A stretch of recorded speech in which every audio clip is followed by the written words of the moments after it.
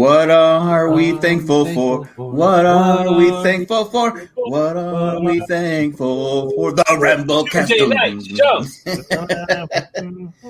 I got a question about because Nick didn't have a song. I have a question about. I was watching a lot of. I have a question about this song. I watched a lot of Coco Melon today, and I'm sure Chris watches a lot of Coco Melon. No wonder. Okay. All the money money this family is making. The mom can't get another pair of pants. She just wears the same pink pants every single day. I mean, they must be making billions. Well, you get an outfit. I mean, it is like you find a shirt or a hat or something you really like. You just wear it till it falls apart. I get it, but she wears it all day long. What is Chris showing us? Okay. He's good. Wow, sorry. I was putting something behind my computer. I'm sorry. It's like it just bothers me. I'm sorry. I just had to say it. Well, it's like I recommend them to Chris. I don't know if you ever bought a pair, but I got those bulletproof jeans, made in North Carolina, and they're all I wear now. I have like 3 or 4 pairs of them because they're great pairs of pants, and they're safe. They're safe if you get shot below the waist. Yeah. What'd you say, Chris? I wear Mugsy jeans. They're my absolute favorite jeans of all time. Yeah. So they're amazing. Wow. So we got bulletproof jeans and Mugsy jeans. So Mugsy was a gangster. Yeah. Bulletproof jeans. I see the combination. Now I gotta admit the mom does look good in the jeans. Cartoon. I just say that. But maybe that's why she wears them. Sometimes you look good. Like you said, you look good in something. You definitely wonder about some of those cartoons that show a lot of curvy people. It's like, how do they fit in those pants? She has like a 2-inch waist, and then those thighs are just like bam. Like how do you get it? Yeah, I don't know. It's crazy. I had the same questions about the Transformers when I was a kid. Like, how do they fit all of that into a car? Speaking of, did you see the new Optimus Prime is coming out? I did. That looks pretty cool. That shit looks crazy. No, is this a toy or is this? It's a toy. Yeah. Oh, okay. Go ahead, Chris. It's like a fully automated, like almost like a animatronic version of Optimus Prime that will transform on its own. What? That's just crazy. You do it from your phone. It comes with a phone app. Oh, I missed that. I didn't. So all these kids when Kevin Smith and the other guy, his partner in crime, they were reviewing it. Yeah, Jason Mewes. He was doing it on his phone, so he's like, "Oh yeah," so it moves, and it can transform, and you do it through your iPhone. That's pretty sick. Yeah. So, and I would imagine it would make that all classic noise too as you do it. Yeah. Yeah, there you go. Yeah, good times. Speaking of good times, Jack, you were going to say something, and then you froze up. Oh, he did. No, he literally froze up. He looks so happy. It looks like he's looking. I thought he was just being Jack. So it almost looks like where the Homer went in the game. So maybe the Friar hit him in the head with the bat. Let's go ahead and feature Jack for a while. Right there, he's so handsome. That's why they call him Handsome Jack. Exactly. I took a nice screenshot of that, so we can always remember that. Oh, we lost him, and now it's back on me. I feel so. Oh, I thought you were like, okay, I was like, I'm here. Like, You're gonna say like the Friar is like a cartoon version of Jack's haircut. I was hoping one of us would mention this. Oh, it's me. Nope. Whatever. We got our no. And for all you Democrats out there, no, Joe is not about the president. All right, relax. Nobody can see your title, but if you want to let them know, they can't see it.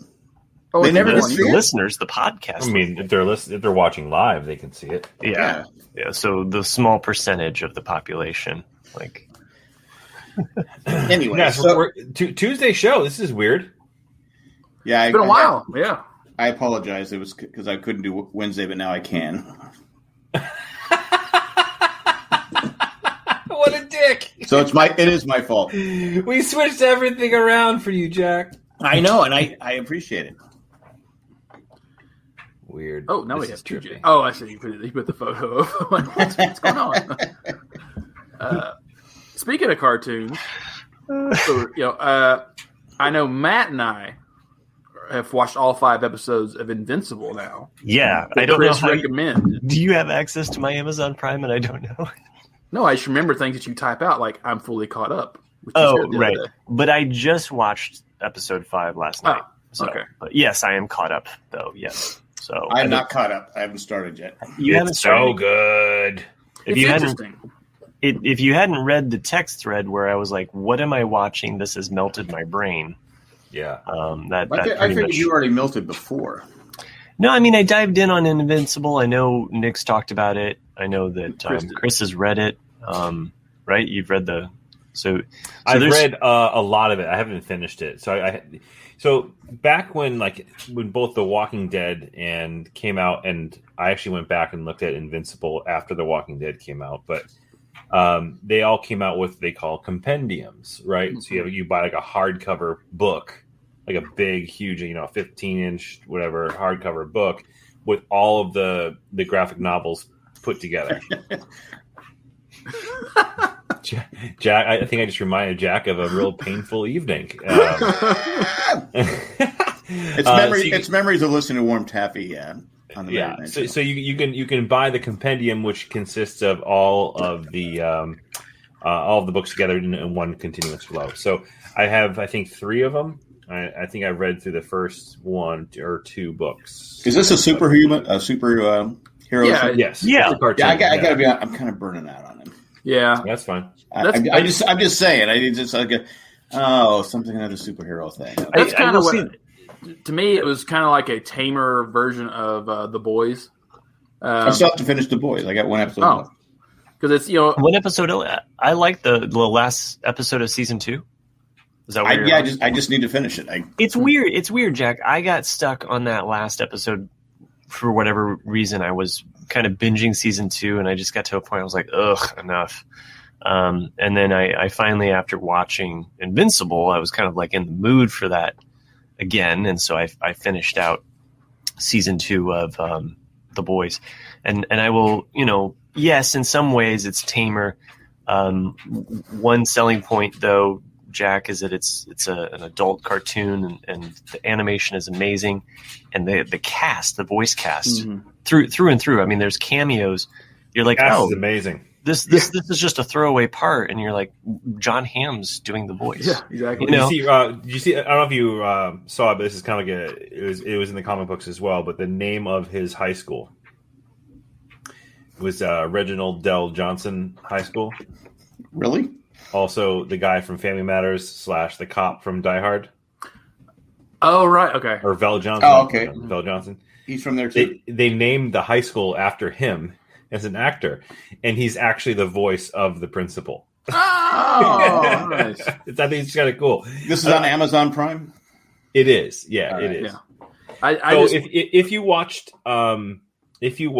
The Walking Dead earlier on in the series, actually it might be just the pilot, or maybe throughout season 1, I'm not quite sure, but Carl wears a t-shirt that it's got like a paw print on it, and it was actually a t-shirt about a comic book called Science Dog, and that was the t-shirt that Carl wore in season 1.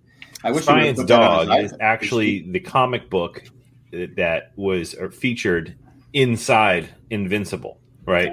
Oh. On the cartoon, they changed the name of it. They call it Seance Dog.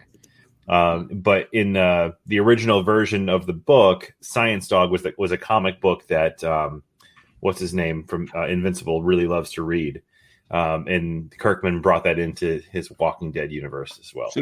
Carl should have put it on his eye patch. Damn it, Carl! Would have stood out better, right? Carl. Coral. Without getting spoilery, I got a plan that's going to get us all killed, Carl. Without getting spoilery, though, on Invincible, is that you watch that first episode and you're like, okay, and you feel like something's kind of lurking in the background, and you're like, well, what is everybody talking about? And then you get to the last 10 minutes and you're like, it really just smacks you upside the head and leaves you kind of like, what did I just watch? Yeah. And then, of course, after you have that complete, like shocked through the system, you're like, I gotta watch the next episode. Yeah. And then they did a nice job of it too. I think the last episode 5, kind of ended off on like an episode 1. Just one a week. Yes. Yeah. Episode 5 kind of ended with a very episode 1-esque ending. Of course, they bring in another great actor, Mahershala Ali, plays Titan in the comic book. You probably know Mahershala Ali's he's been in everything. He's in that. What was that? The movie that won the award. Wasn't he in the last thing of True Detective? Yes. He's also in Daredevil, Green Book. Oh yeah, thank you. So he's a phenomenal actor, and he's supplies the voice of Titan in the cartoon. There's some other notable actors in there too. So you have John Hamm.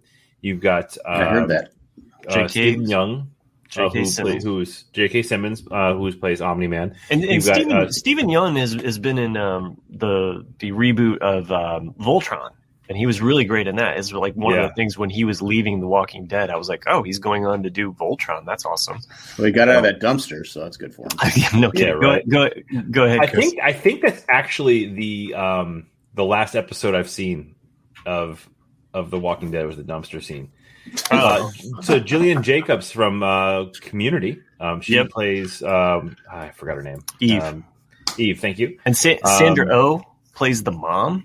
Yep. And there are some moments that are just like, I think, really well voice acted, and then the way that they do the animation. Seth Rogen had a cameo spot. He did, that's right. Yeah. Well, he's an executive producer on the show too. Mark Hamill. So he's been trying to get this actually. It's Mark Hamill. Okay. Mark Hamill's in the show as well. Of course, the one that I spotted right off, which made me laugh because he does so much cartoons, was Clancy Brown. He's playing the Hellboy character. I'm like, oh, it's Savage. Yes. And Jason Mantzoukas, his character, like his voice is so recognizable, and his character, when he appears, you're like, this guy, all right. And then Walton Goggins, who I love, he's in the show too. He plays Raylan Cecil, the guy from the CIA guy, whatever his name is. But people probably know Walton Goggins from a number of things, but one of my favorite is he's actually in Grand Theft Auto. He plays he's one of the voice actors in Grand Theft Auto. Zachary Quinto is in it. He was in Sons of Anarchy. Yep, you're right. Let's see who else. Clancy Brown, you mentioned. Ezra Miller is in it. Lauren Cohan. So there's quite a few Kirkman Walking Dead connections there as well. Lenny James, again, Walking Dead. He's in it. And the episodes are longer than 30 minutes, Jack. They're more like a 45 minute meal, and definitely Ross Marquand, also from Walking Dead. Like the list of acting voice actors is awesome. So when you guys said Invincible, I was thinking wasn't there a movie with Marky Mark? Yeah, where he plays a guy trying to make the Eagles. Yeah, he gets a tryout and he actually makes the team. That's a movie. And quick little pro tips when you're watching this show or actually any show on Amazon Prime, it's kind of cool. They do like if you tap on the screen when you're watching it, if you're watching on your mobile device or if you kind of move your mouse, it gives you like that. I forgot their term for it, but it's like a smart window into trivia about that scene or who the actors are featured in the scene, so you can kind of get like a live look. It's actually kind of cool to tap every once in a while and kind of see what's going on. I wanted to kind of reconfirm what Matt was talking about because Chris is the one who recommended this show to us week before last, and the first episode, for everyone who's not watched it yet, you kind of like, I was already thinking probably 20 minutes into it going, Chris is nuts, man. Like this show, because Chris was high. It's a typical. Is Chris making me watch like Captain fucking Planet? Like you kind of get that vibe. It's very teenager coming of age type, It really is. And then all the characters, all the superheroes are basically ripoffs of every superhero you've ever known. So you have like a Hellboy character, you have a Superman type character, you have a Batman type character, you have the Wonder Woman. Yeah, you have the Wonder Woman. You have all these characters, but they're not those characters. They're kind of slightly changed. They're blatant, absolute blatant rip-off. Like they know exactly what they're doing, and they're not pulling any punches. Yeah, and so literally. you're kind of okay, I get it's a typical story, blah blah blah, and you're kind of like, okay. And then, like Matt said, like that last 10 minutes, you're just like, oh fuck, what just happened? That's why I had to text you guys because I was just like, hey, you spoiled me. That's okay. Yeah, and then well, I mean, the guys have been talking about it. I finally got around. I'm just giving you a hard time. Oh, okay. So It was just what I finally got around to watching this week. So, and some movies, Movies. Yeah, I'll tell you, I'm pretty pumped about the show. There's a couple of books or comics that I used to read that I really hoped that we're going to make it to like a production of it. This is one of them, and the second one is Why the Last Man.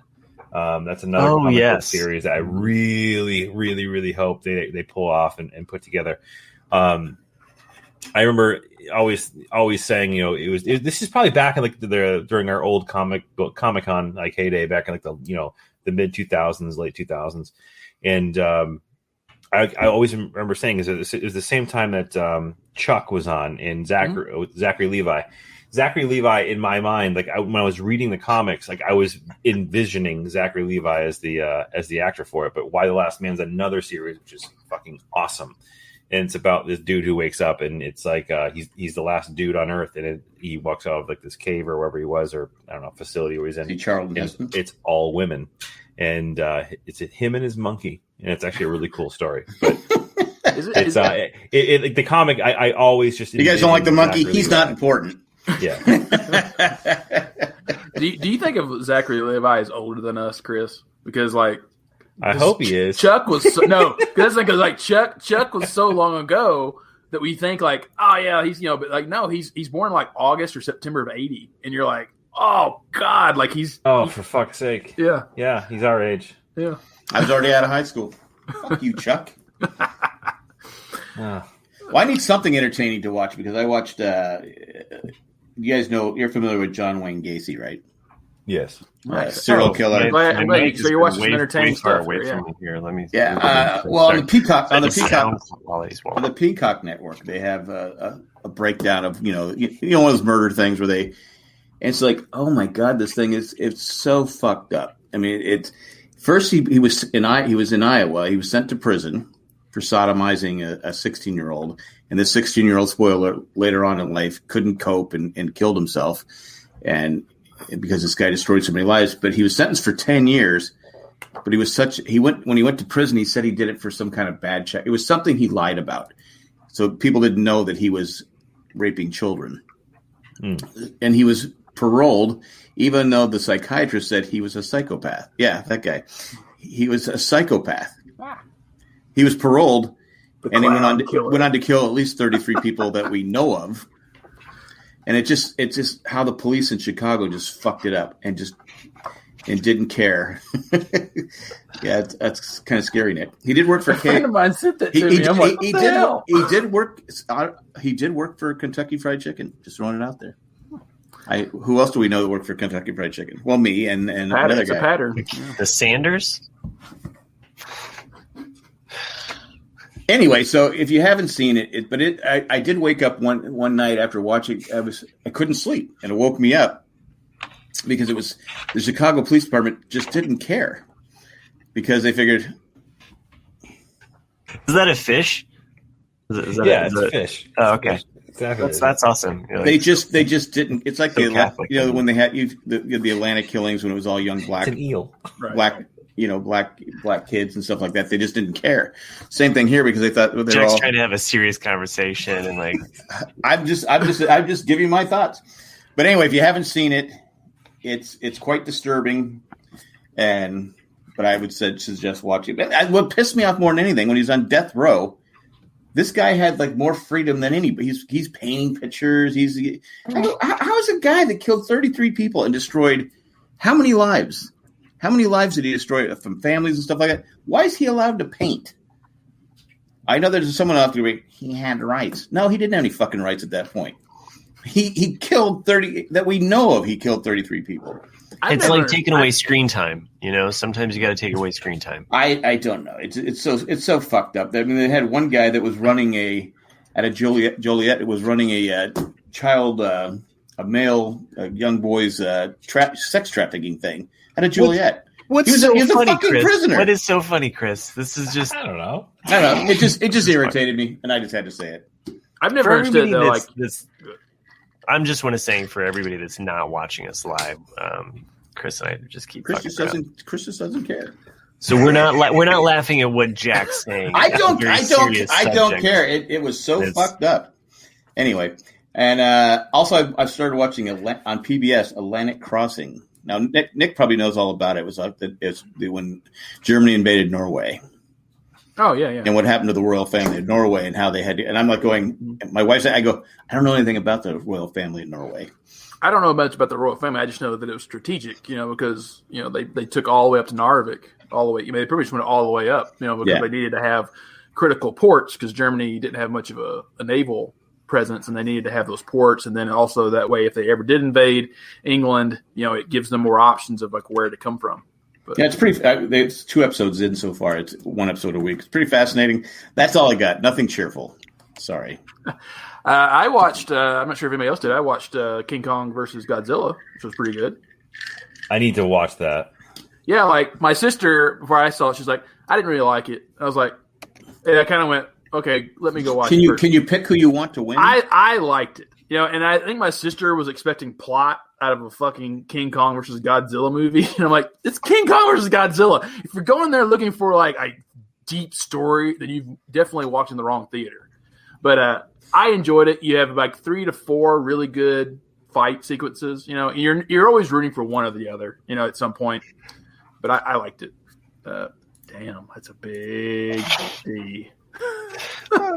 I'm glad that you enjoyed it too, because my brother, he had called me up after, because we were both excited that it was coming out to HBO, and I share my HBO with him or whatever. And what about your sister? She's on her own. She's taken care of. So she's fine. Which sister? Because I do share other things with the one you had a crush on. Yeah, that one. Fuck you. Fuck you. Don't listen to my don't listen to my the one that you take road trips to Ohio for. Just don't listen to my my review and then fuck around. I'm sorry, it comes back to I bring hate. Where were we talking about? Oh, King Kong versus Godzilla. So anyway, yeah, he was kind of down on it too. He was just like, and he was kind of upset about certain outcomes. And I was like, I liked it. It was like such a fun, I like that they don't mess around with the human stories too. Yeah. Because the human stories never matter. You never give a shit about it. They're always in the way. Like I cared about Jessica Lange's story in that one. Every character in every single King Kong or Godzilla movie, you're always just like, okay, yeah, but get to the part where somebody gets murdered. Get to the parts of the crashing and the bashing and the explosions. That's what you want to see. Excessive violence. I don't think we need that anymore. I think that this movie does a great pacing of like, here's a little bit of action. Okay, we're gonna have a little plot because we gotta set stuff up. Like, bam, action. Yeah, and it's just like, we gotta do this, and bam, action, and it keeps the pace well. Like, so I thought so too. And then I think it was the last Godzilla film. You had like this sub-Earth lair where he went to kind of like re-energize and all that. And this kind of in a way dug a little bit deeper into that. Of like, here's where King Kong originally came from, and blah blah blah. And I don't want to give away to Jack or Chris or anything, but go ahead. But you do, and I liked it because I like the fights. They were all believable. Even wait, hold a second. It's Godzilla and King Kong, and they're believable. They don't exist. But I know, but the CGI was really good. I mean, the director or whoever was in charge, I read that in an article that he'd watched like the last Transformer movie and he hated it because he couldn't tell anything because all it was just a bunch of metal swirling and you're like, fighting who? Totally. And he said, and I wanted this movie for you to clearly, as an audience member, go like, I know exactly what I'm looking at. I miss the days of the fake little tanks and the fake little army. Yeah, and I miss those days because I used to watch. I think they were on like every Saturday. They had a different Godzilla movie on. Well, there actually is a neat throwback to those old films that I did not know. I saw someone else took a screenshot of it, and I think it's from the original King Kong versus Godzilla. King Kong picks up a tree off the ground and like jams it in Godzilla's mouth.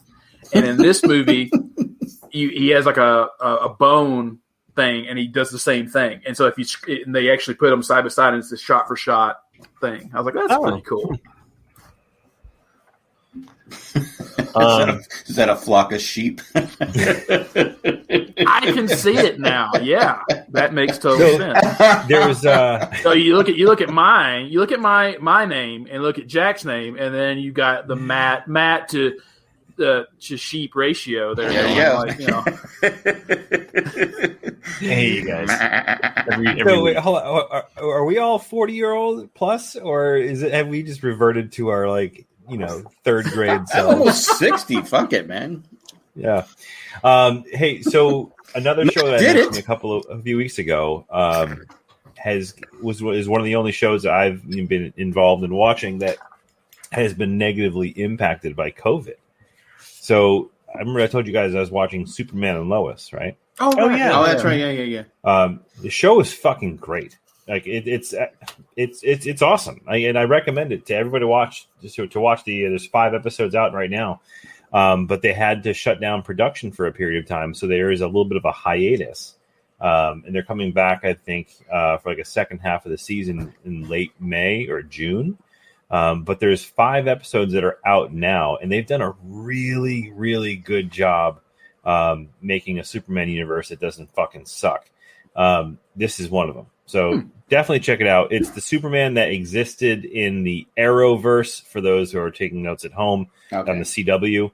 So he played in a role of Superman on the. I think I stopped watching Arrow when he by then. When he finished the shot. The arrow. He shot the arrow. I just fell behind and just never cut. I liked Arrow. I loved it. Yeah. But, Superman and Lois, give it a whirl. It's 5 episodes are out right now. It's going to come back to the second half or the back half of the season or more in May/June.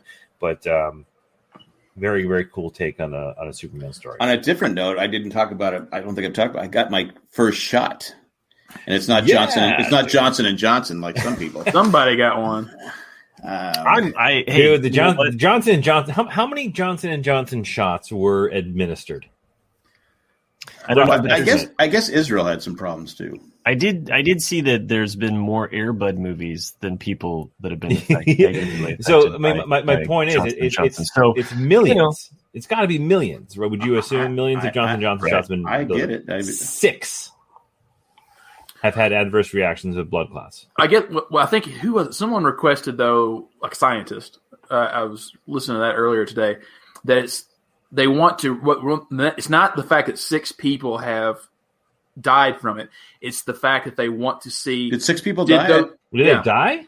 I thought one died. One died. 6 have had severe blood clots. So only one. Blood clot. I had one. It's because they want to know, did these people have COVID before they got the shots? So they want to do the more research to say, like, have you had COVID, or if you didn't, like, how is it affecting the blood, or any other type of factors, right? So it's also has a lot to do with genetic makeup too. And I think I was telling you guys about the guy who had that full body rash after having his shot, and his reaction was due to the fact that he had some like freakish genetic makeup that didn't interact well with the vaccine.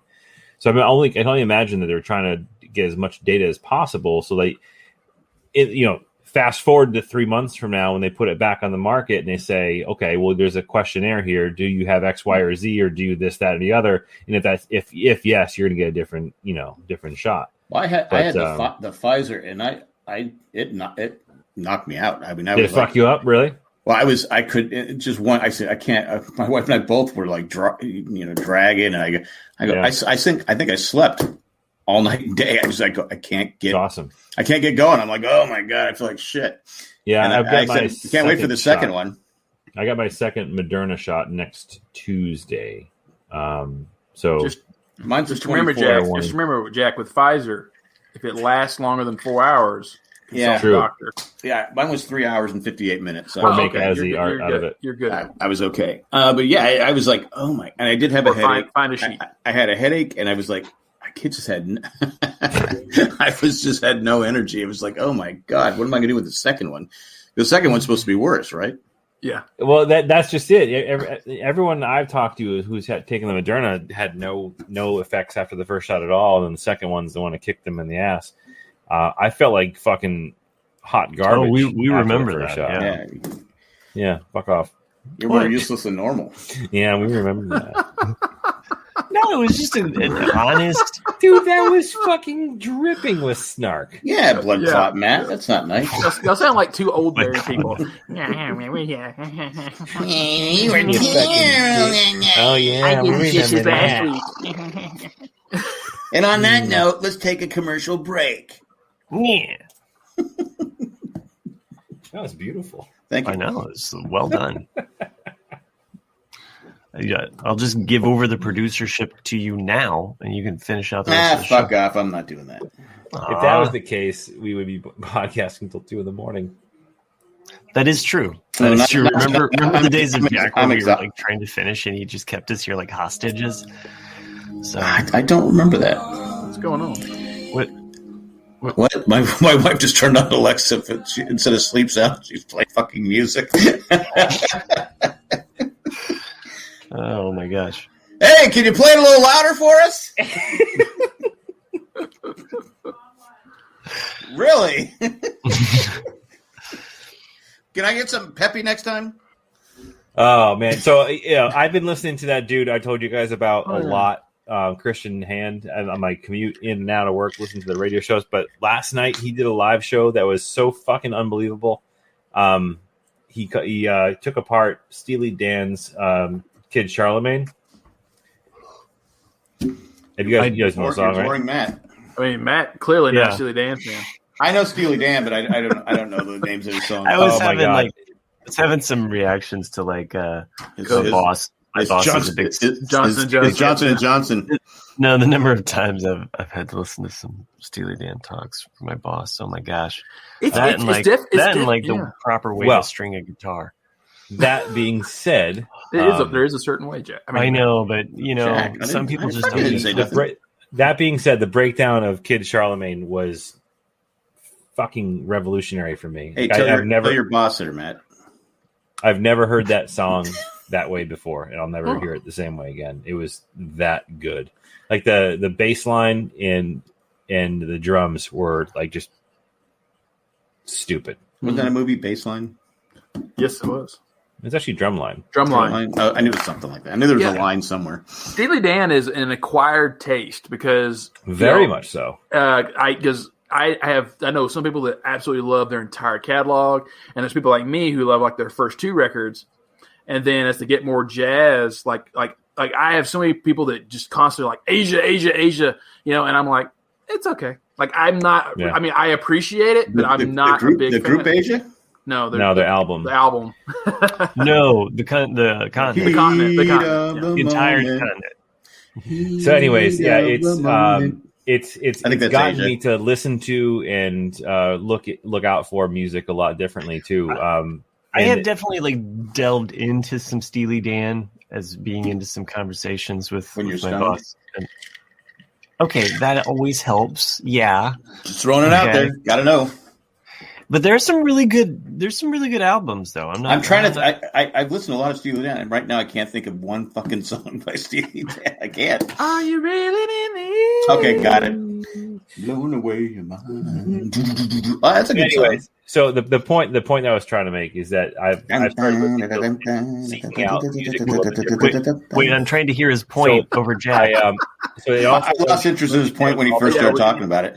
listening to his show also led me into looking a little bit more of Rush, and I watched on Netflix. I watched the Rush documentary. I don't know if you guys have seen that before.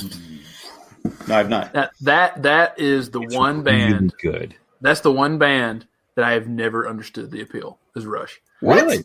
Yeah, never liked Rush. Never have. There's a couple of tracks I'm like, okay, but I think it's this voice. Really, I just can't stand. Geddy Lee's voice. Yeah. He was great on the Great White North. That song. With Bob and Doug McKenzie. Don't remember that? No. Take off to the Great White North. That album can't buy a thrill. That's the one that You really have never. That's a really good one. You've really never heard that? Because you got Dirty Work, and Dirty Work. Years, and then there's another hit went off of that. Do one It too. Again. Do It Again. Yeah. You know who Bob and Doug three McKenzie monster are, hits right? off that record. Yes, Yeah. Strange Brew. Yeah, Yeah, Strange Blue. Mm-hmm. Geddy Lee. Yeah. Fuck off. I don't care. So, but anyways, the documentary was actually a lot of fun. That was because did you talk about because I always heard the Steely Dan was named after a dildo. For fuck's sake, I'm talking about Rush. Oh, sorry. That's what you do with the dildo. Sorry, I don't know. It's like and I'm done talking about Rush. It's like there's a record by Brian Eno. Great White North is what. Yeah, Great White North. Randy knows what I'm talking about. Documentary. It's fucking great. It's really cool. There's a record by. I like Rush. I'm not a hater. I don't hate. Yeah. There's a record by Brian Eno called "Here Come the Warm Jets," and same thing. Like people he's had to constantly say it's not about urinating on somebody. I never thought that. That's like the urban legend. Is that just ruined it? That just ruined it for me. No, I always had an like that line. Here come the warm jets. I always like associate it with like actual airplanes, like jet. I associate it with the last president.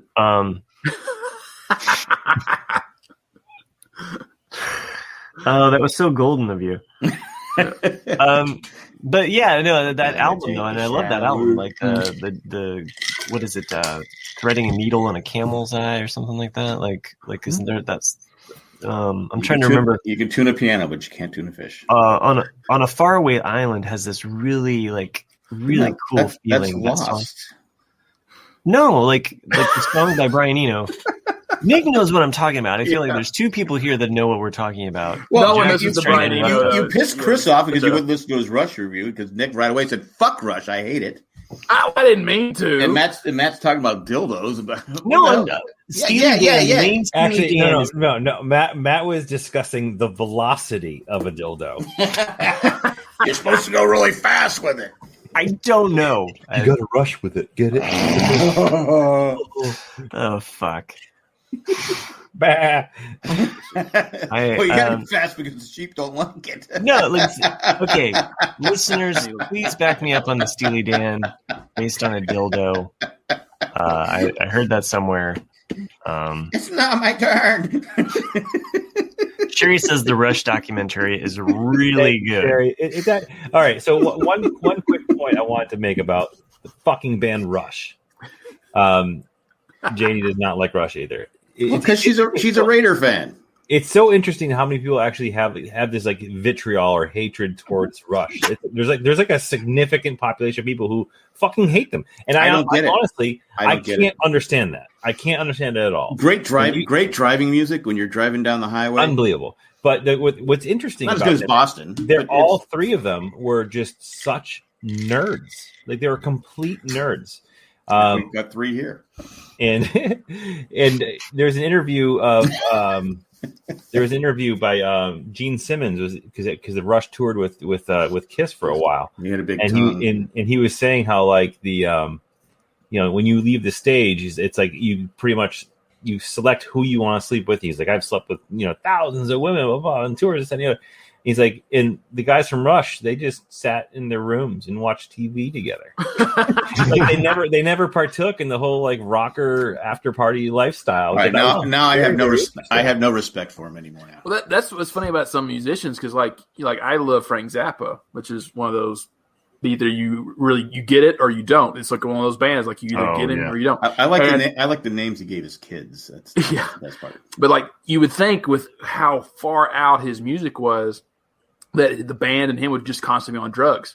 And he was such a disciplinarian as like the band leader that he allowed zero drugs ever while they were playing music. And so it's just like and a lot of people didn't believe that, but it's true. Yeah. So the first time that's why Matt doesn't like him. First time I heard Frank Zappa, I was really high. I was like exactly. I was in high school. I called it. And I was like, and I worked at a music shop at the time, and so I would always kind of bring home different music to check out. And so I was like, okay, I'm going to put on this Zappa album, and it was Peaches. The song Peaches and Alan Grat. That's his solo record. Yeah, I'm not gonna really like try to butcher that name, but I put on that song and I hear that song and I remember just being like, what? Like staring at the speaker, like, what the fuck am I listening to? And it tasted so weird in my mind. It was like mango juice. It was just so different. I was like, what is this? What the fuck is this? Are you high now?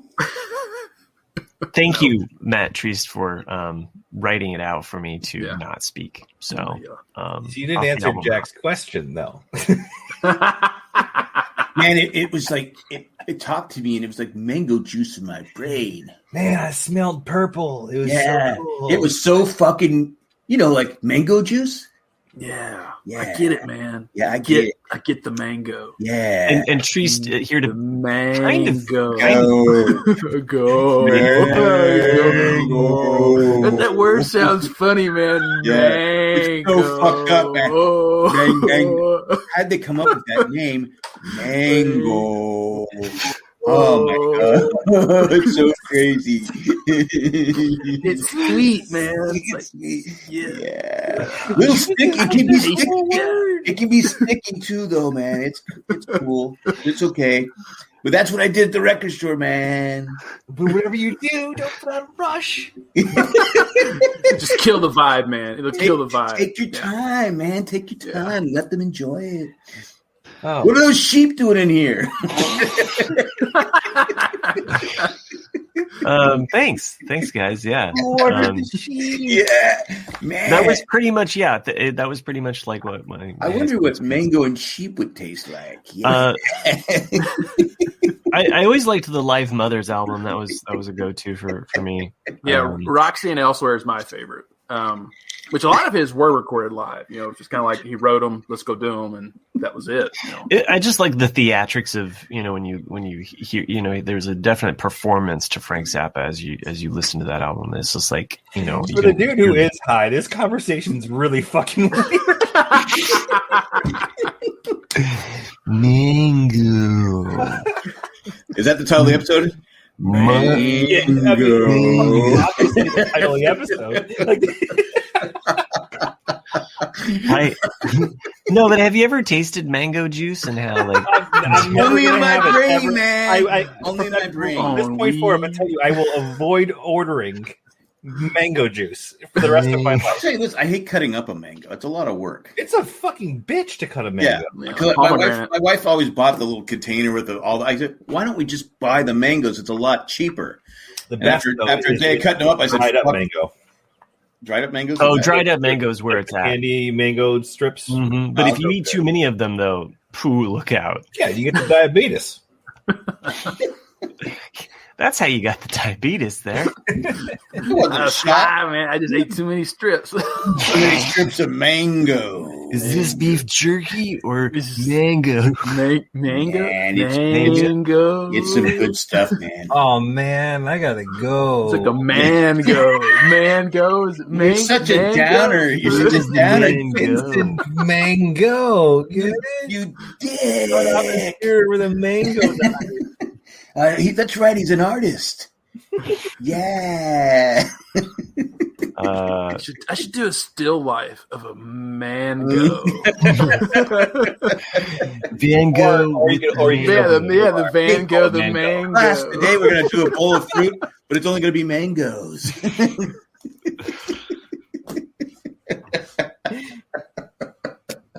I don't care if no one else is laughing. I think it's funny. Matt opens up Indiana's only gay bar named Mango.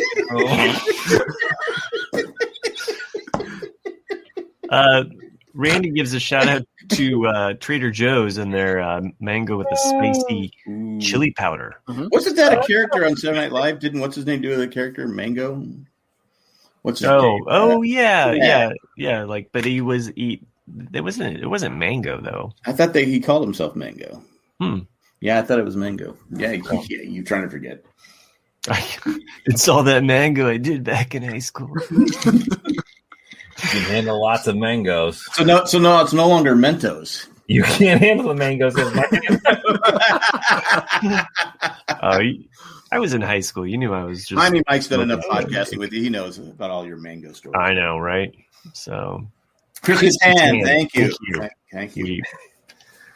Break me off a piece of that Christmas Tan. Miami Mike, sorry you were late. We got it from someone else first. Okay, sorry. You lose.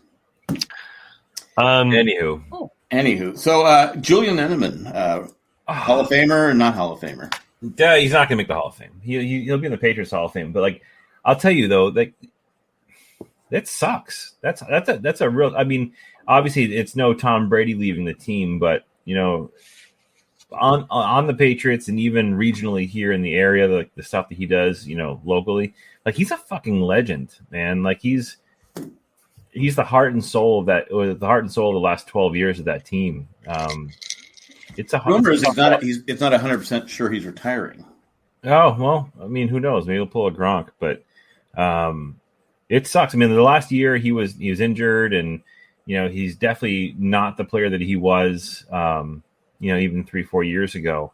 But man, he was just he was just like a real pleasure to watch in the field, like just to see what that dude will do. Like, and I don't know if you ever seen his documentary that he made of himself. It's fucking hilarious.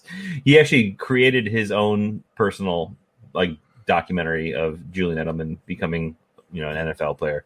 It was because he was drafted as a quarterback, right? No, he played quarterback in college. I don't think he was drafted as a quarterback. No, but he was a quarterback in college, so he wasn't drafted to be a wide receiver. I think he was. Was he? Yeah. Because Mike points out that Reggie Wayne, Terrell Owens, and Hines Ward are not in the Hall of Fame, and all three of those should be in the Hall of Fame. I agree with that for sure. I just say they took advantage of the because I always say a guy like Edelman, as great as he was, if he would played in the 60s or 70s, he'd been dead after because he was his size. But he was. I don't think he's a Hall of Famer, but I think he's a very good player. He was a very good player. I think he's beat up now. You get to a point where you start getting hurt, and is it worth coming back? I mean, I don't know. I mean, you just had that guy who was a former player. They think he had CTE. He killed 5 people in himself. And you have like Junior Seau committed suicide. He had CTE. I mean, Aaron Hernandez. Aaron Hernandez. No, he was just a fucked up dude. I don't think he had CTE. I think he might have, but he just was not a nice. It was just his DNA. He just wasn't a nice guy. But he lived down the street. It was in his DNA, people.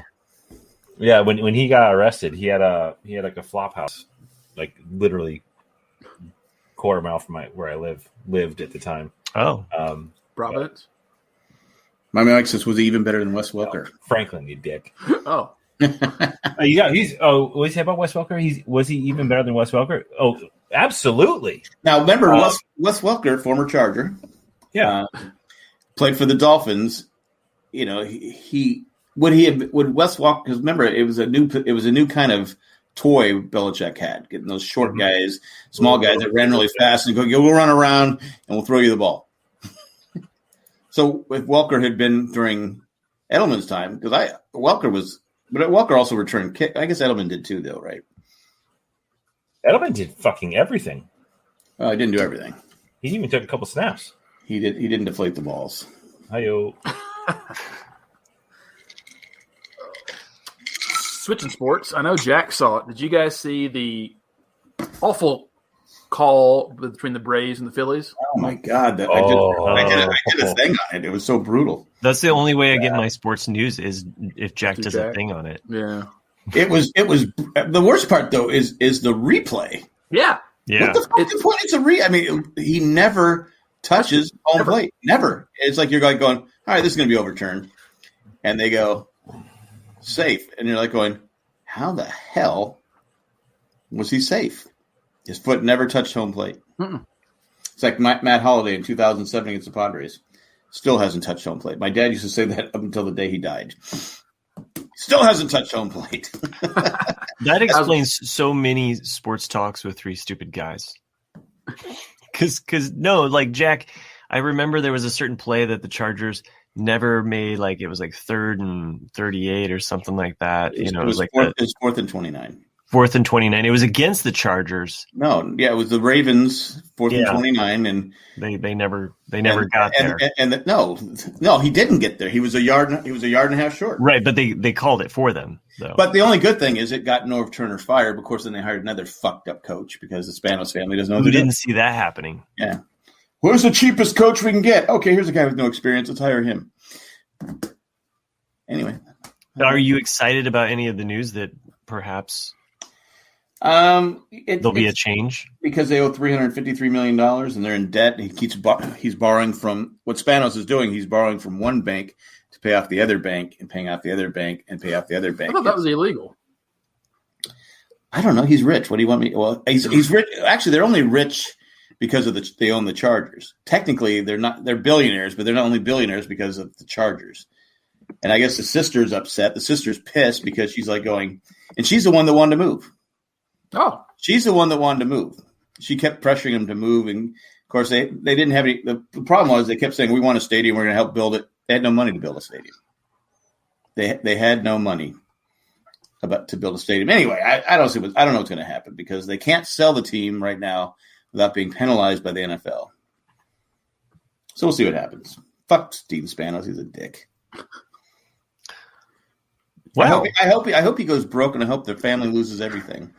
So you guys see that LeBron James is now a part owner of my Boston Red Sox? Yeah, I did not. He's already taken the players aside. Okay, when you run down first base, fall down and go like this. Throw yourself back and fall down. Roll on the ground, like you've been hurt. And they're like, LeBron, free base, yeah. LeBron, they don't you don't get fouls in baseball. It's like what? Because LeBron's ridiculous. He should be a soccer player. He's as great a player as he is. He's ridiculous, but he gets the call. I mean, you sit there and go, "How the hell did they call that?" I mean, Miami Mike's still making a argument that Welker is better than Edelman in the chat. Yeah, well, I mean, I could go on for a while about that, but anybody wants to fucking hear about it. When I saw Reggie Wayne, I thought he said Reggie White, and I was like, of course Reggie White's in the Hall of Fame. Like, wrong person. Reggie Wayne did have blood on his hands from that whole bar incident. So, Jack, how about your hometown boy, Mr. Joe Musgrove?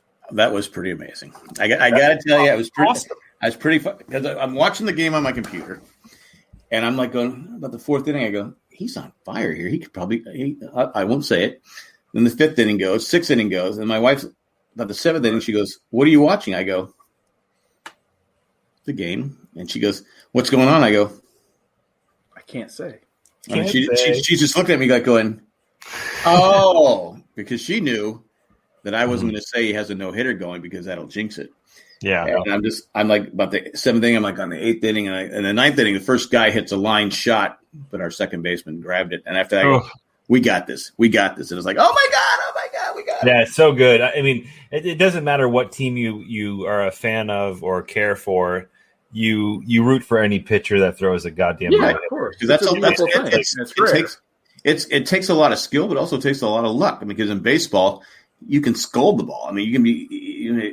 Was it Bull Durham where he's he's in the pool hall and he's saying 28 hits, the difference the different a flare, different things makes you from a 260 hitter to a 300 hitter.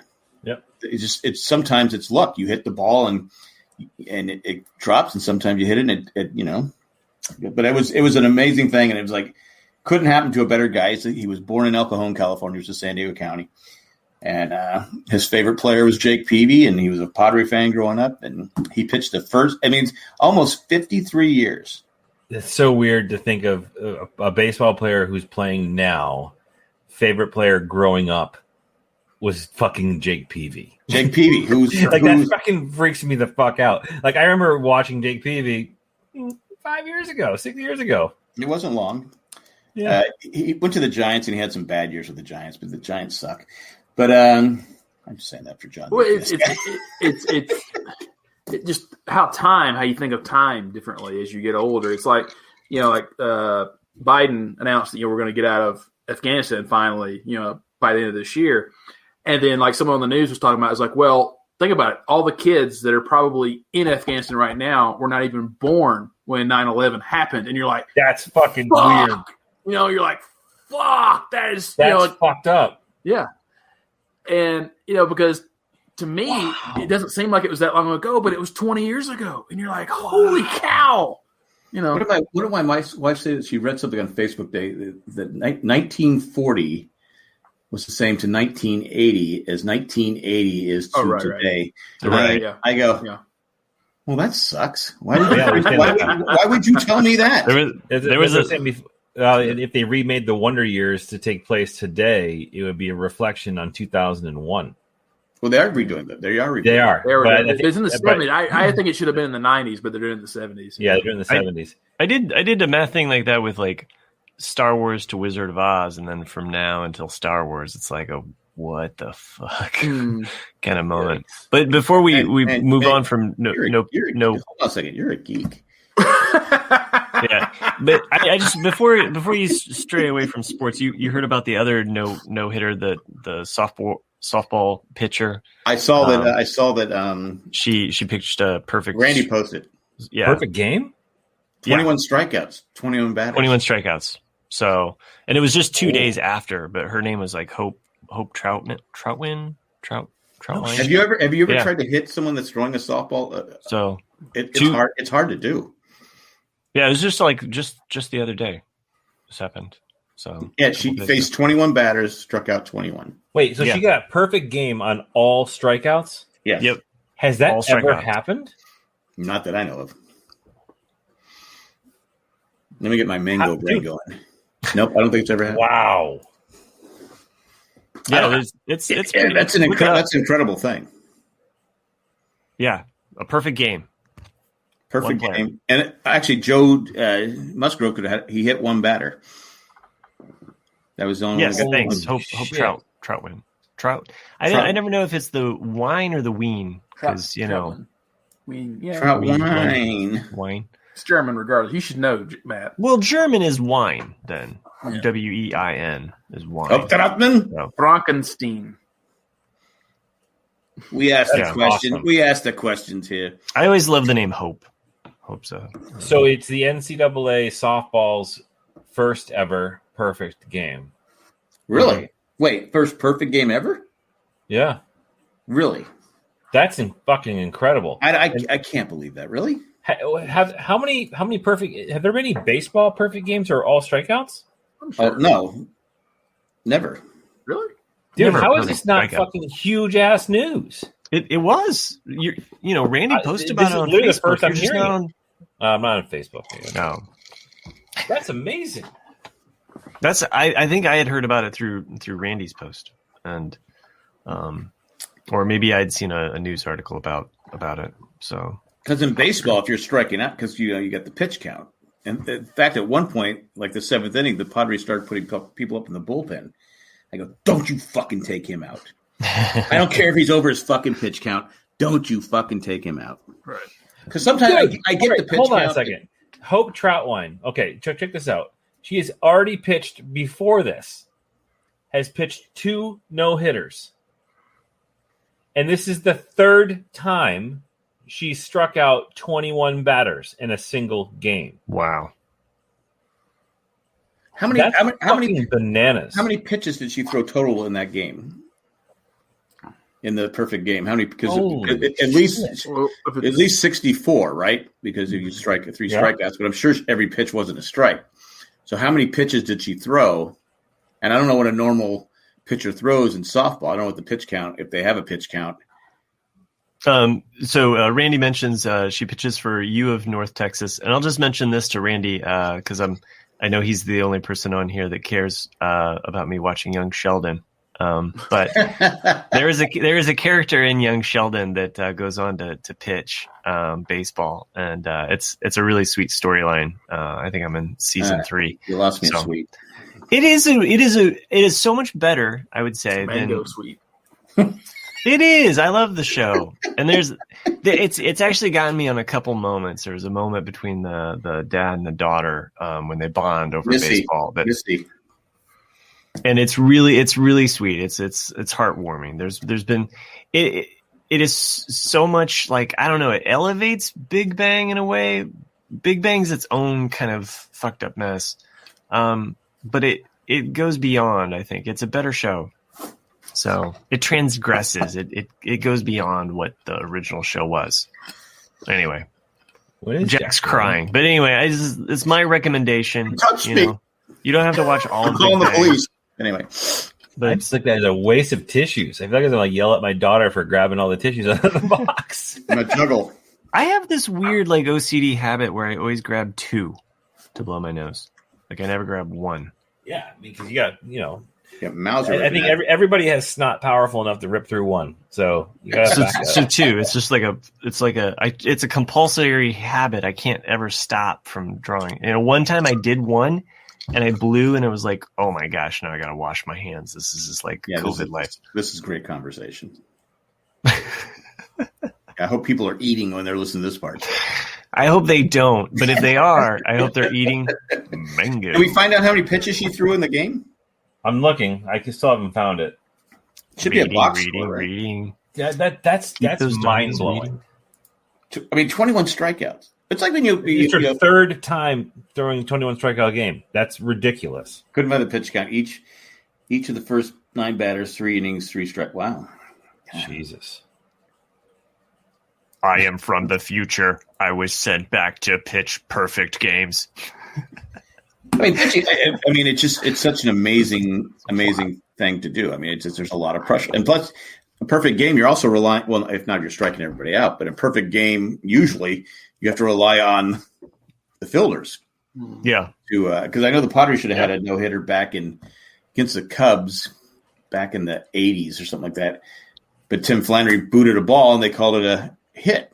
That was the only hit the guy Juan Eichelberger gave up. I know you guys all remember Juan Eichelberger. Oh yeah, it was. I remember 2-eyed Eichelberger. It was ruled a hit, but there's no way it should have been called a hit. It was like he just booted it and it went. Anyway, but we have one now. So screw you, John, UPS man. Screw you, John. Well, John says nothing brings down a podcast more than Padre talk, but nothing brings down a podcast more than listening to people from UPS. Padres got overshadowed by Hope because that shit is crazy. That's even better than. I give her credit. That's incredible. That's like the most and combined with the skill and luck, that is probably one of the most amazing accomplishments in sports. Why don't you, if you're the manager of the other team, why not about the 3rd inning, 4th inning, go, okay, we can't hit her, bunt. Yeah. Bunt. Try to get on base. I don't know what the final score was. What was the final score? I don't even know. You know what, Jack? I think you need to do your own sports research from now on. Well, I just found out about it today. I didn't hear anything about it. Wow. I have grandkids all day. I can't spend my time surfing the internet. I can't be on the Twitterverse. Eichelberger's so blue back.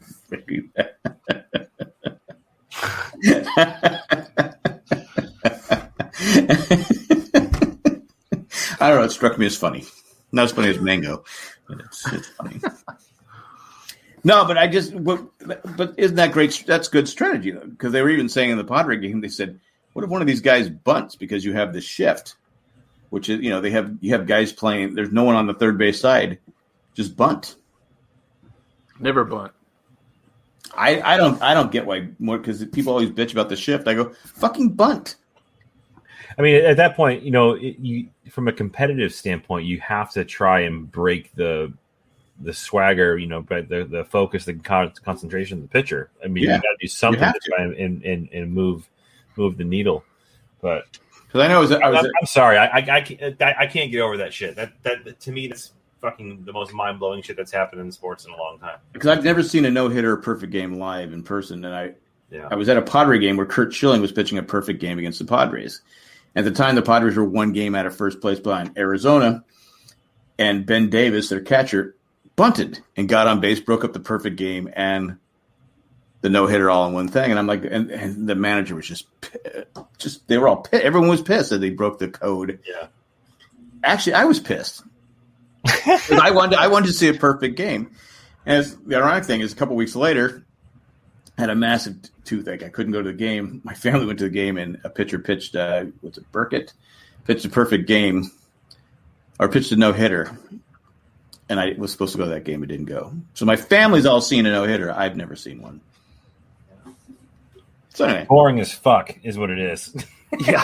Like the most boring game ever. It's like in soccer watching a 0-0 game, Well, not a perfect game. A perfect game's, a no-hitter, it's exciting. It's just like Chris said. Short one, too. Yeah. Anywho. Yeah. So Miami might. Oh, sorry. Go ahead. Well, I was saying, I remember the most boring game I've ever watched was the Cubs versus the Reds, I think. And Darryl Strawberry, this is a long time ago, he had a home run in the first inning, and that's all it was 1-0 the entire game. So it was just straight 9 more innings of fucking nothing. I don't. If it's great pitching, I don't mind it. Yeah, if it's great pitching, but if it's like okay, they've walked like 35 guys but people still can't score, then that's a boring game. But good pitching, I don't mind it. Yeah, so Miami Mike, a little bit away from sports for a second, brings up he was hoping Nick started the show off with a DMX cover. Yeah, unfortunately, we lost DMX this week. Didn't think about it. No? No, man, I didn't think about doing a DMX cover. Oh. I thought that was some snark for your lack of care about the fact that DMX died. No. I've been reading a lot of stories about him, which it actually seems like a really nice and great guy. Like how is it wrong? I didn't know who he was. Yeah, he loved Golden Girls, and he would he was like a real human, like a solid dude. Yeah. Not like this. Honestly, guy. Dude, DMX is like high school for me. Like not high school, maybe college. I don't even know what it was, but I fucking love DMX. And what songs did he have? Oh, the Rough Riders anthem, you name it. And who can forget How can I name it if I don't know his songs? Who can forget his cover of Kid Charlemagne, Reindeer, Reeling in the Years, Dirty Work, Counting Sheep in My Sleep, or While They Sleep. You guys are sick fucks. Hey.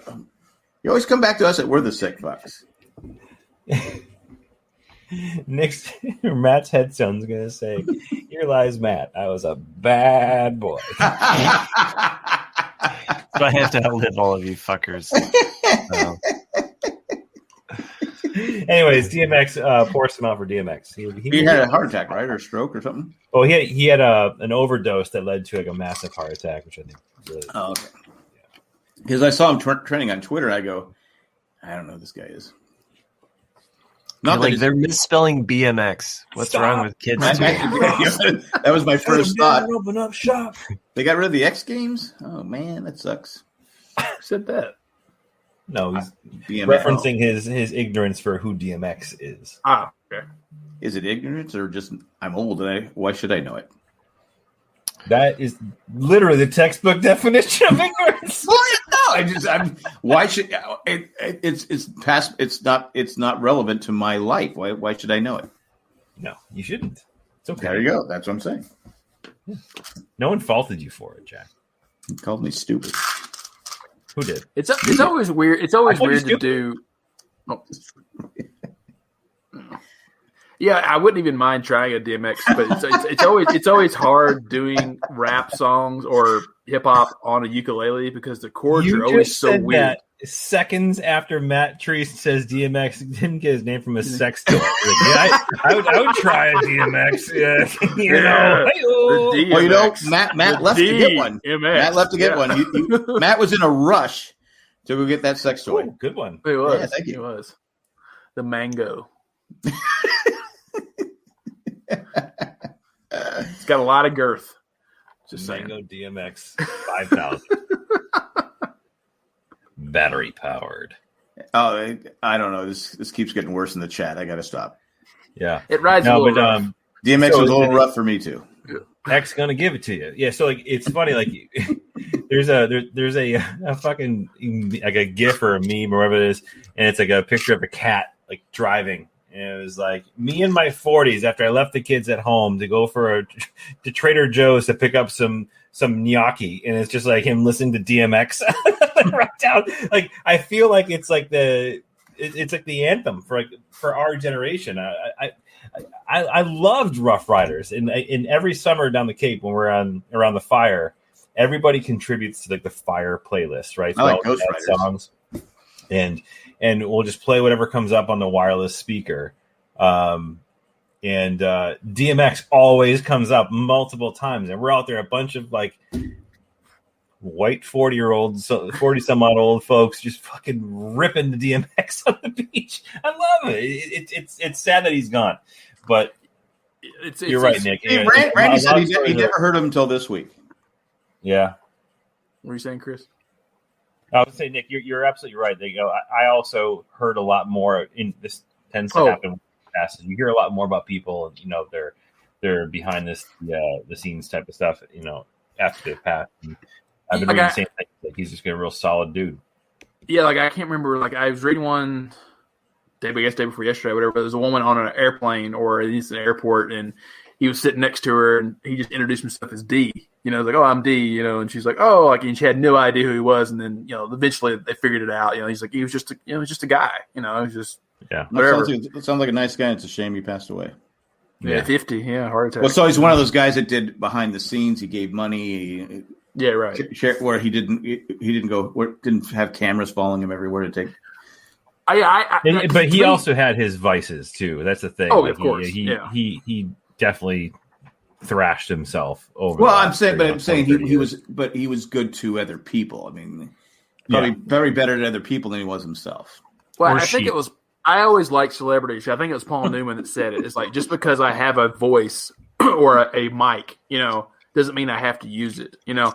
And I always liked his brother. Does that mean anything? Oh, okay. I'm just saying. But I always like hearing that, because I know if I was famous and I had that amount of money, Nick, you are famous, and stop bragging about how much you get paid for this show. Yeah, but that's you should contribute, but not want any of the that's what you should do. I'm giving all this money, no limelight, and just be anonymous. With it, it's like Rush. Like Rush, yeah, Rush does that. Limelight. Rush and Oprah. Oh, Limelight, gotcha. Oprah does it too. Rush would just sit in the room, and not, the song "Limelight" by Rush was written by Neil Peart, and it's a reflection about his crippling anxiety around fandom and meeting people and the notoriety of the band. There's a lot of songs like that, like "Heaven" by Talking Heads. That's what people think it's about heaven. It's not. It's about getting famous and thinking that to be famous has got to be heaven. And he's like, no, it's the same day it's the same thing every single day. And I'm tired of it. Yeah, and that's what the song's about. Especially if you're really famous, you can't go anywhere. This is actually a really interesting lyric. So in the song Limelight, it says, "Living in a fisheye lens, caught in the camera eye, I have no heart to lie. I can't pretend a stranger is a long-awaited friend," which is fucking crazy. To think about how he was just so afraid of the notoriety and all the people and trying to pretend that he knows his fans essentially. Well, he wasn't being rude about it. He just couldn't handle it. So whenever they did after show meet and greets, it was just Geddy Lee and what's his name, the guitarist. I can't think of his name. Nobody knows his name. We're not Rush fans. It's okay. It's all right. I'm a Rush fan, but nobody knows his name. Well, that's probably why he stayed in his room. I mean, that's probably why they all stayed in the room. They probably felt like, okay, Yep. That's not true. Mike, sorry. Blinded by the Light was originally about a douche. He was a really big douche. Wrapped up like a douche. Into the night. He's like, it was a deuce, man. It's a deuce. Deuce, man. It's a big one. Is it a deuce or is it douche? What deuce. Does anybody dropping a deuce? Deuce. Well, that was written by Springsteen, right? Yes. Yeah. Yeah. Performed off his first. Well, actually, it was on his first record that he wrote after he'd already cut the first record, but he did not. They didn't hear a single on it, and so he wrote that one to put on it as the single. And now that guy the guy that sings it, did he have anything else? Manfred Mann made it a hit. Manfred Mann's Earth Band. Because there was a guy, I kind of wish I could remember his name. That we were sitting there, we're driving home from the store, and the guy had a song. I go, it's a shame this guy only had one song, like the lime and the coconut song. He had had more. Yeah, that's what I found out. He had 30 or 40. I'm going, I never would have guessed that. Yeah, and he wrote songs for other people too. I know, but he was it's like, oh my god, he had that song. He did that song. He did that song. Yeah. And the songs are different. They're not the same. There's a Lennon and McCartney, or there's a Lennon and Nielsen album called Pussycats. Really? And it's from John Lennon's Lost Weekend. And there's a I'm glad you remembered his name because I couldn't remember his name. There's a really great. I couldn't remember his name. There's a really great version of Subterranean Homesick Blues that opens up the album, and it's really rocking. And I think it's got a live kind of energy about it. Lennon changes the lyrics too. He says, you know, I'm on the pavement thinking about the government. Harry's in the basement, or I'm on the pavement. Harry's in the basement. Whatever, but it's good. I mean, I wouldn't say the whole album's great. You know, it only has like a couple. Lennon fucks it up probably. Well, they were just wild, you know. Yeah, and he was doing so much drugs and apparently, like they blew out Harry Nilsson's voice. He said that it was never the same after. Oh, really? His Lost Weekend Bender with John. That like he kind of fucked up his voice. There's so many stories about that whole period when Yoko left John, and like apparently John would go to the Troubadour in L.A. and just get hammered on Brandy Alexander's and just yell at artists from the balcony like, you know, you fucking suck, you know. And of course you're up there like intimidated because John Lennon's in the audience. Yeah, like. Well, I know we're playing the song from our two youngest grandkids. They like the Lime in the Coconut. They start dancing to it, and then our granddaughter goes, "Doctor!" She asked the other. She comes up and she goes, "Doctor! I want the doctor song." And we're like going, "What? What are you talking about?" I go, there's a really fun Muppets version of that too. I'm not going there. She's going to learn. She's going to learn the original, and we're not going. The Muppets do really great renditions. No, I mean, that's one of the things that they're known for, Jack. I don't care. I don't care. You're not. I'm not going to poison my granddaughter with the Muppets. It's like Dune is known for the spice melange. Muppets are known for Dune is known to be a boring pile of shit. You watch your mouth. You're going to find yourself floating of the five. And me. Yeah. But no, if you look up what the song is about, the lime and the coconut song, one of the interpretations of it, take of it what you will, is that it's about abortion. It's about like taking a concoction to basically make yourself not pregnant. Oh, so that's where you get the lime and the coconut. Yeah, and actually, if you put lime and there's a certain like way that it can congeal in your belly and actually make you sick. So, the acid with like milk can curdle in your belly and it can kind of make you ill. And so it's this concoction to kind of like you're such a silly woman. She's going out all the time, like getting knocked up, and then the doctor's like, "What are you doing?" Look, I didn't come up with this notion, but apparently that's one theory. Now can I have my grandkids listen to this song? Yeah, you still can. Just like you can let them listen to Billie Jean. I'm going to have to explain it to them. Let them listen to Billie Jean, and they're like, "Wait, what does that mean?" I refuse to listen to any Michael Jackson. She's not my mother. I refuse. I will not listen to it. If it comes on the radio, I switch the channel. I will not listen to him. Would you say that you beat it? I would not say I beat it. I say I believe he's sexually harassed. No. Wait, what? What did you say? You definitely hear the lyrics a little bit different when you listen to like Pretty Young Thing because you're not quite sure now. I believe the victims that came out, and I will not. I don't think he should be played on the radio. What about Jackson 5? Though? Nope. He's part of it. He's part of the group. Nope. I won't listen to the. Nope. Really. There's also the thought. Because I also feel like there's a bit of Coco Melons. That's Randy. That's what I want to see is Coco Melons. Well, there was supposed to be a baby behind JJ, but something happened. There must have been a lime in the coconut. Miami Mike is in the chat. Not even ABC. ABC is one of the most fucking amazing songs ever. Yeah. See, recorded. I feel like ABC. I'm not saying what Michael's father did to him gets Michael off the hook, but I'm just saying up to a certain point I can listen to Michael Jackson, and then there's a certain point where I'm just kind of like, you know what? Everything beyond bad is questionable. Mm-hmm. So I love he was an amazing talent, but I will not listen to him. Yeah, I do wonder what happened. It's just my I mean, I like Off the Wall, like even before, I think that's a fun album, Yeah, Off the Wall and Thriller are classic records. Bad to me is like a mixed, like I like it, but I don't think it's a classic record. I think some tracks are classic and some are kind of okay. I would agree. It's kind of like Goat's Head Soup for the Rolling Stones. Some people might be like, "Oh, Goat's Head Soup." You're like, "No, this was the beginning of the end." When do we have to talk really about Goat's Head Soup? Yeah, I mean, there's the whole. Mick and I are laying down some knowledge here. Well, you sounded like the guy. Treese knows more, but there's definitely a thing about the abused become the abusers, right? And if you think about I'm not putting him off the hook for what he did, Jack. I don't want you to get frustrated with me for saying it. There's something to be said about like his more formidable years. When he was performing his fucking heart out while going through the shit that he went through as a young kid, like. Some of the Jackson 5 work is some of the most amazing music that we probably have ever heard, and I agree with you. There's a point where I'm sorry. I feel bad for Tito. Yeah, he doesn't get the recognition he deserves. Now name the other Jacksons. Jermaine, Tito, Janet. Janet was never part of Jackson. Janet was never. No. Oh no, you said the Jacksons or the Jackson 5? Jackson. I love Janet Jackson's work on Good Times. Does that mean something? And the halftime show. Randy.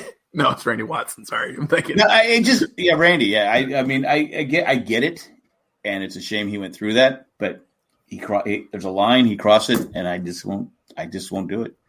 But I'm appealing to the music that he was created prior to creating any of these crimes. It's just something I hear Michael Jackson right away. I'll change the channel because we have XM. I go, nope, not listening to him. Nope, not listening to him. I don't know because I think the poor victims. Sometimes you have to go, okay. The victims, you have to. It's like we pick and choose what victims we're going to listen to. It's just what we do, and it's just like okay. Oh, well, we liked him. We liked Michael Jackson. So these victims, it sucked that your parents were such douchebags that they put you in that situation. But we like Michael Jackson. So if this had been someone else that people didn't like, you wouldn't hear that person. I don't care how talented they were, you wouldn't hear him again. It's interesting debate. And that's what bothers me about the world. It's an interesting debate though, because to me, like art's art, and Michael's dead. He's not profiting off of any of this stuff anymore. It's like. And like there's been artists, painters, you name it, that have been awful human beings that made beautiful art. And so it's like, do you? I'm looking at. You're talking about Picasso. I'm looking at anybody. Yeah, Picasso. Huh? Sorry. Look at the Mango Man. I'm just saying, Picasso. He's a big asshole. I'll be honest with you. He's a huge asshole. I'm not one of those people who go, fuck you. You're listening to Michael Jackson. I'm not going to talk to you. I don't go to that. It's a choice. So if you guys want to listen to the Jackson 5, I go, I'm not going to be pissed. But only Picasso could paint Guernica at that point. You know what I mean? Like he had reached a certain point. It's just like it's later work. I can still say he's an asshole and full of shit. But it's like he was an innovator. And he was so prolific. So I'd always heard too. Like later in his life, he would never pay for anything. Like if he went to a restaurant and ordered meals for 10 people, he would just draw something on a napkin and then give it to the waiters. He collected his fingernails and his hair clippings. He wouldn't let any of that stuff go. He was afraid that people were gonna cast a spell on him, or he was afraid of Oh, they probably would. So he had all of that stuff. John and the UPS guy, we both agree. Oh well. John and you are from the same generation, and we never. So again, I said I'm not one of those people that go.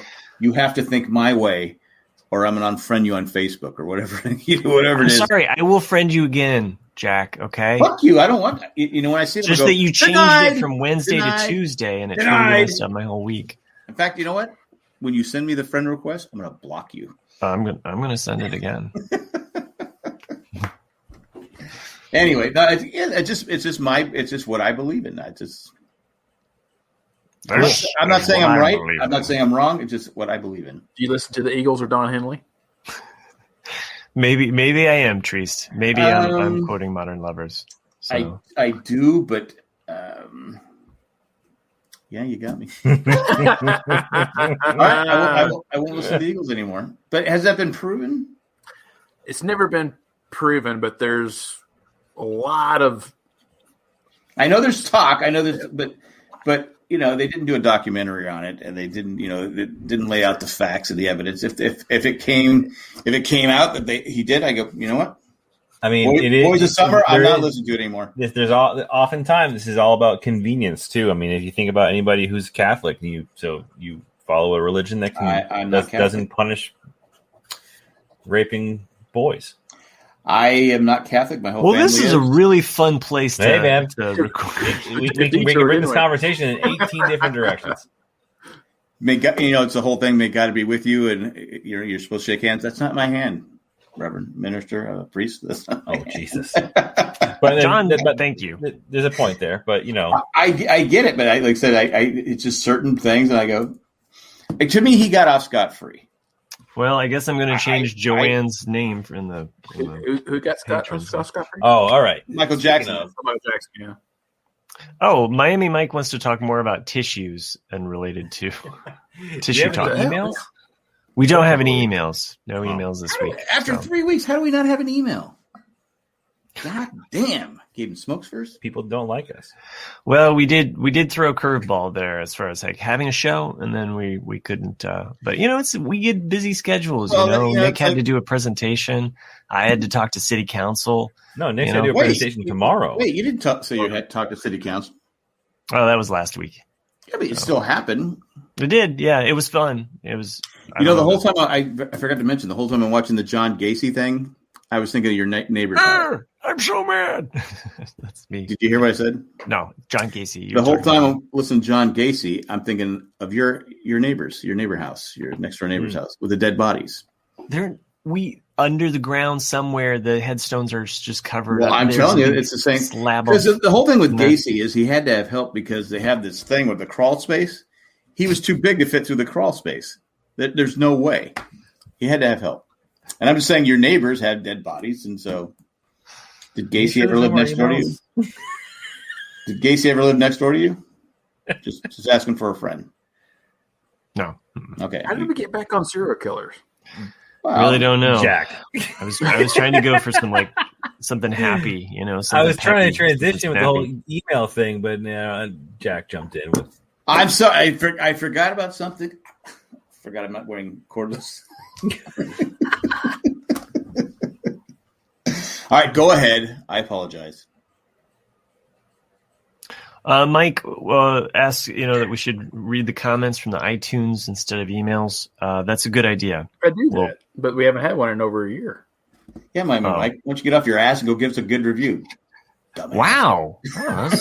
That's a good review. And we wonder why we don't have emails. Yeah, that is. Mike knows I'm just kidding.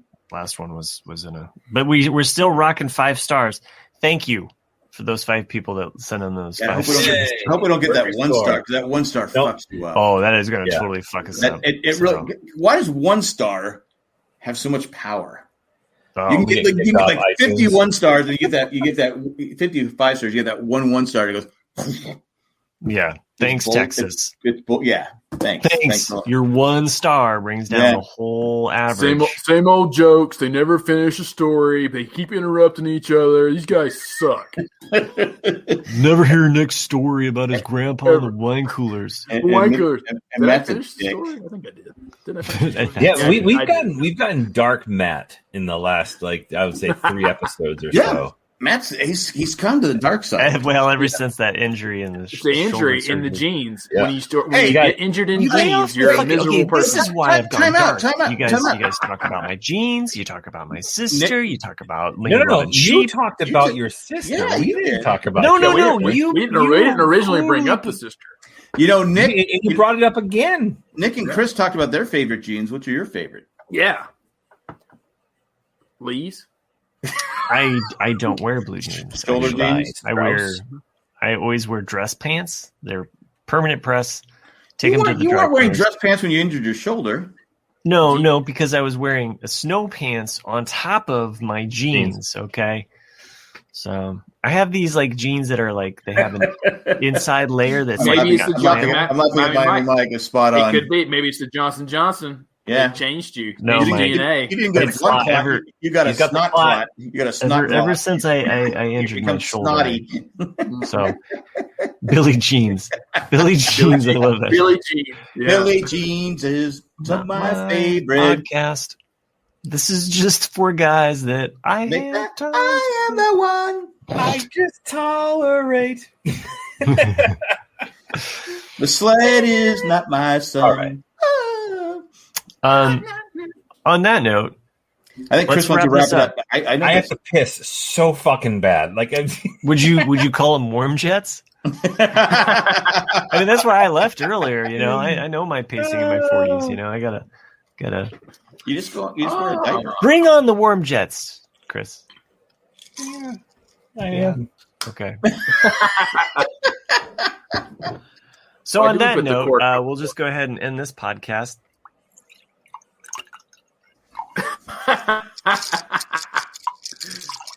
Someone's going to hell. Okay, so after that, on that note, if you do have some emails to get to us so that we can read them on air and maybe have some better topics, you know what? We don't want your emails. Send them to rcadcast@gmail.com. That's rcadcast@gmail.com. I will keep posting in the RCADcast Instagram, so I remember when you guys record. It is nice. You do a Sorry, good job. That was. Thanks for joining us live, everyone that did join us in the chat. So we always appreciate that. So even John from the UPS guy. I have to get through these names because Chris is just going to pee his pants, and he has been reading the names for me, and maybe we'll get through them real quick. Chris going to read them? Let's go, Chris. So real quick, here are the patrons that make this show possible. Thank you for doing what you do. Thank you. Tack Jack out to the ball game.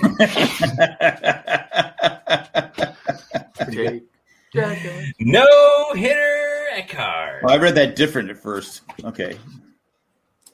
9 innings Ed. Oh, better go to the doctor. Mango. Mango. Not to be outdone. Mango.